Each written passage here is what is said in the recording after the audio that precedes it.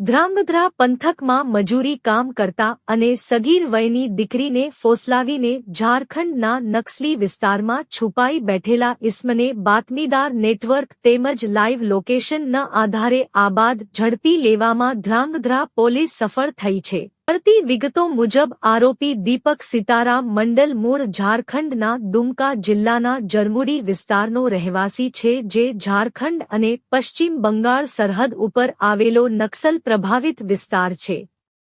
દીપક મંડલ ધ્રાંગધ્રા પંથકમાં આવેલી ફેક્ટરીમાં મજૂરી કામ કરતો હતો અને સાથે કામ કરતી સગીર વયની દીકરીને ફોસલાવીને ભગાડી ગયો હોવાની ગંભીર ફરિયાદ તેના ઉપર નોંધાઈ હતી।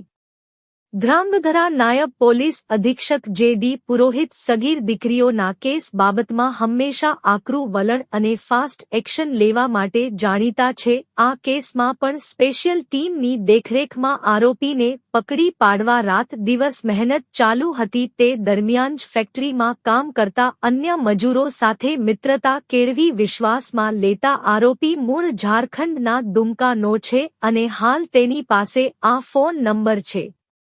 ધ્રાંગધ્રા જે.ડી. પુરોહિત અને પીઆઈ મસી તરત એક્શન મોડમાં આવી આરોપીનું લાઇવ લોકેશન મેળવતા બાતમી હકીકત વાળી જગ્યાએ મળી આવ્યું હતું। ત્યારબાદ પીએસઆઈ વાઘેલા, કોન્સ્ટેબલ ખુમાનસિંહ, માંગીલાલ પઢિયાર અને રિંકુબેન સહિતની ટીમ ઝારખંડના દુમકા જિલ્લાના જરમુડી ગામે લોકેશન વાળી જગ્યાએ પહોંચી પ્રથમ સગીરાની હાજરી ચેક કરી તેની સલામતી સુનિશ્ચિત કરી આરોપી દીપક મંડલને દબોચી લઈને ધ્રાંગધ્રા ખેંચી લાવી હતી।